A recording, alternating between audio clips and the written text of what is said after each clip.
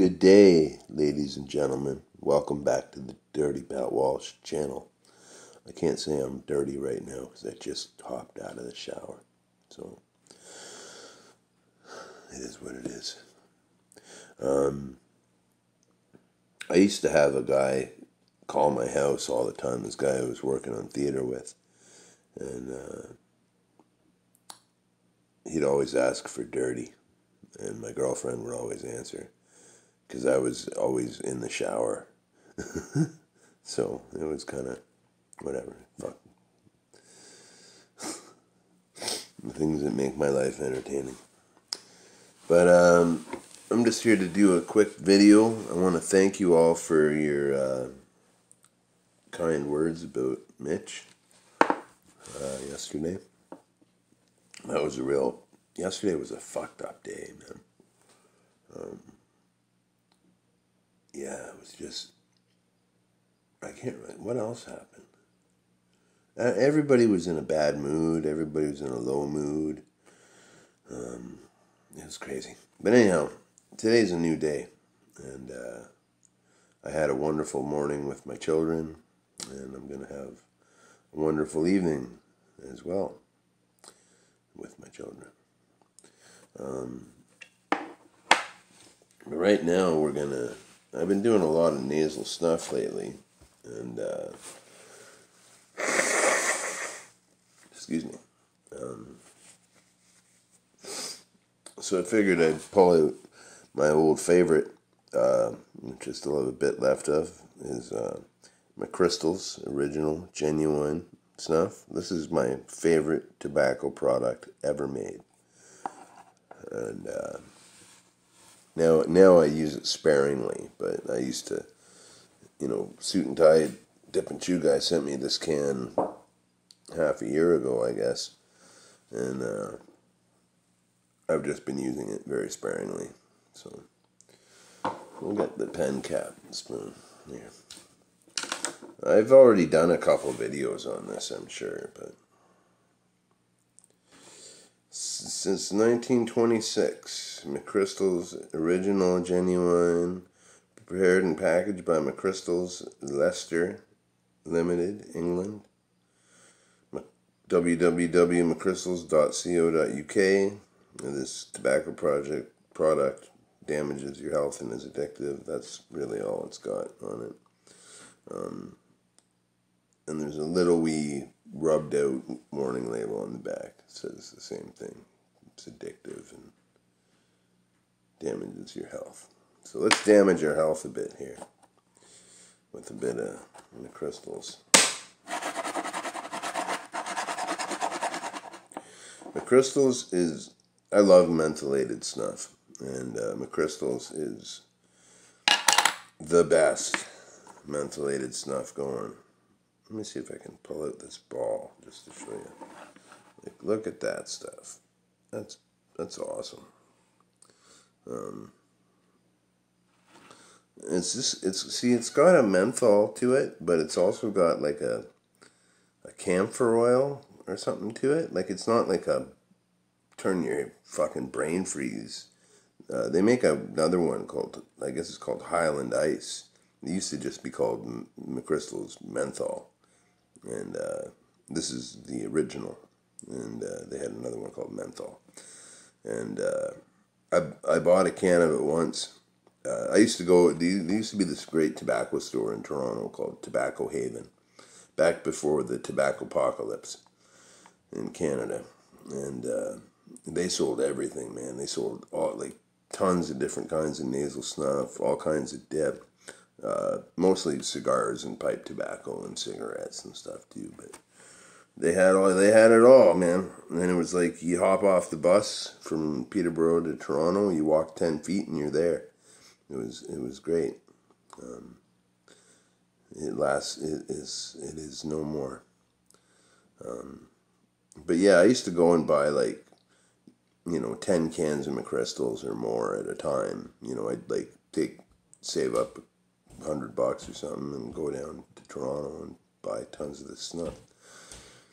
But anyhow, let me take just a little bit of it. it's got such a good moisture content. It just clumps together. And I can't even. That's what I got on my hand there. Sorry for that. There we go. I did both those bumps in one nostril. Oh, it's so good. So good.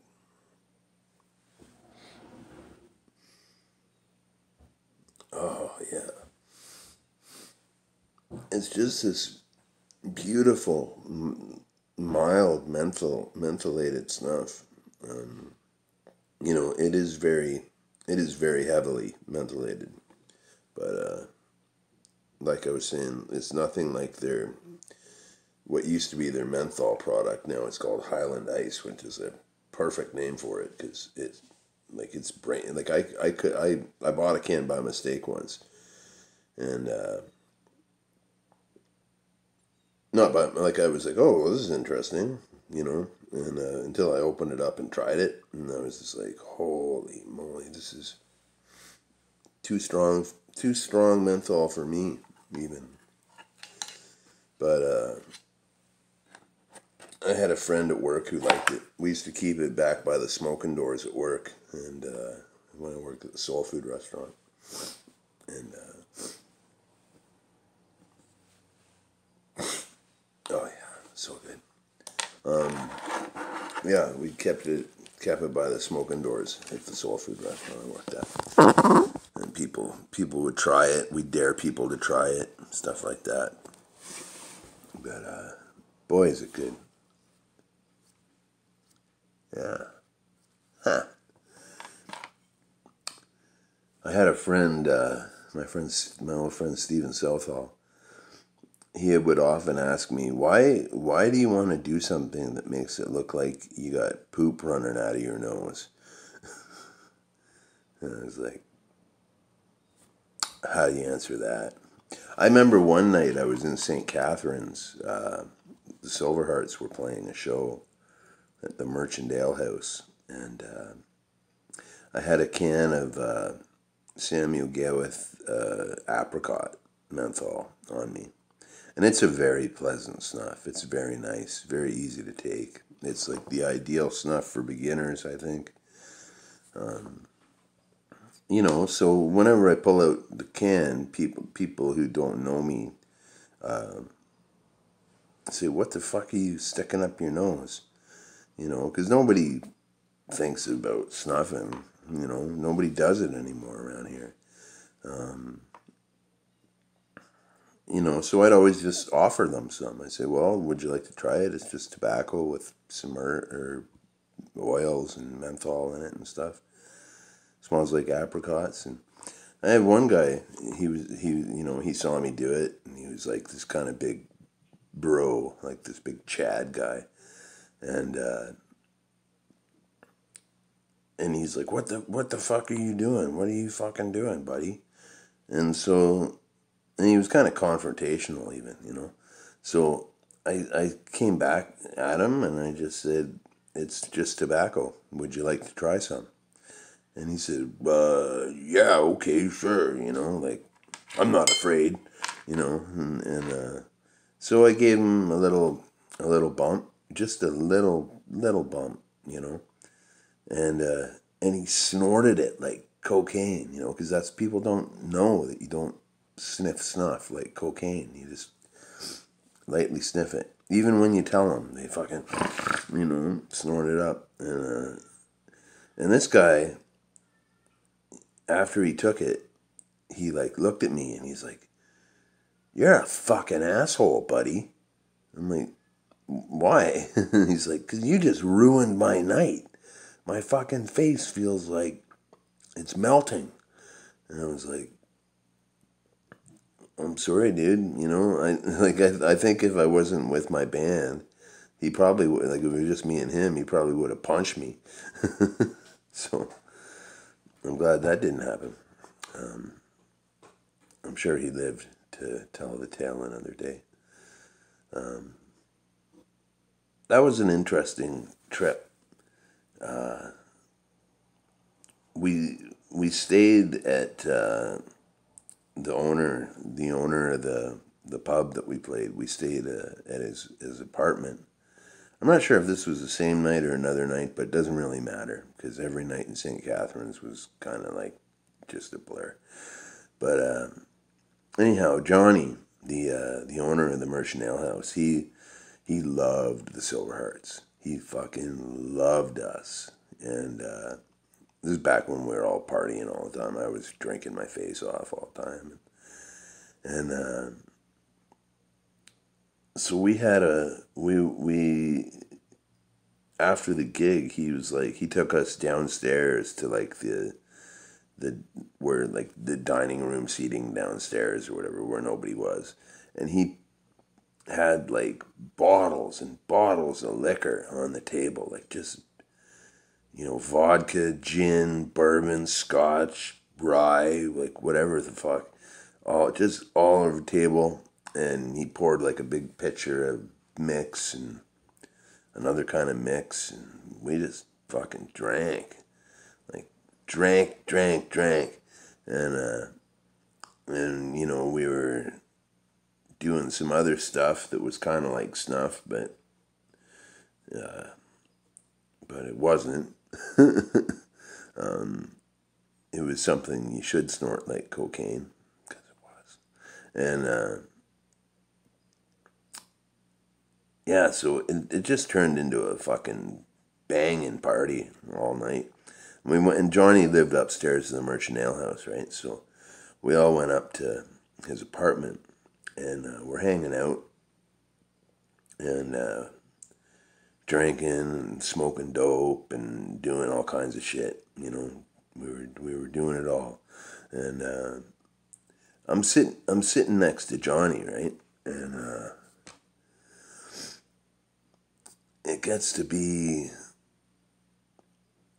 I don't know, like late in the night. Everybody's starting to crash and fall asleep. He had like mattresses laid out for us all and shit like that. So we're all just kind of hanging out. And Jonny passes out. And he's probably got enough liquor in him to fucking keep a fucking army fleet fucking loaded for a week. You know what I mean? He's drunk as hell. And so he passed out, and I'm just sitting there kind of next to him because I'm not really sleepy yet. I'm just sitting there drinking. And I notice, like, he's sleeping on his back, right? And he starts fucking vomiting.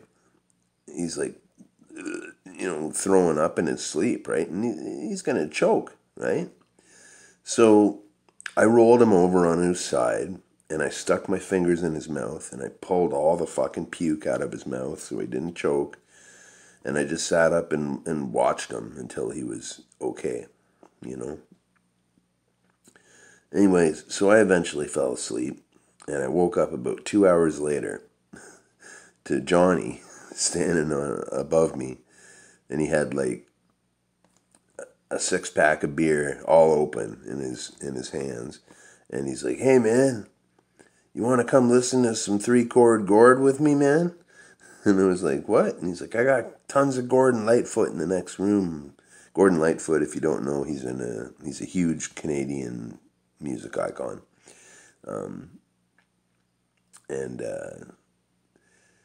so I go into this room, and this is literally 2 hours, maybe 2.5 hours since he was choking on his vomit. And I rolled him over and kept him from doing that. And, you know, and now he's like got a 6-pack, and he's like, "Come on, Dirty, let's go party, man." And it was like 7 or 8 in the morning, something like that. And so I'm like, "Well, all right," you know, because that's what we did. You know? And I went and helped him drink his 6-pack and listen to a bunch of Gordon Lightfoot songs. And yeah, I was pretty drunk by the time we left in the morning. Like, I don't know, we left a couple hours later, but, yeah. Nothing like getting hammered first thing in the morning. But those days are over. So, all that stuff is over. That was many years ago. So, fly right, kids. Fly the straight and narrow. Otherwise, you end up like Dirty Pat Walsh. But, yeah. All right, people. I've talked about this for over 15 minutes, so I'm going to cut it off because I got shit to do. But it's been nice chatting with you. Thanks for your regards on Mitch yesterday. And thanks for all the people who do what they do here. You're all fantastic. And leave me a comment. And leave me, if you like the video, hit like. If you don't like the video, I'm sorry. And subscribe if you care to. I do all kinds of random things on this channel. Mostly vlogging and playing music, but you never know what's going to happen on the Dirty Pat Walsh channel. Be well, everybody. Take care of yourselves.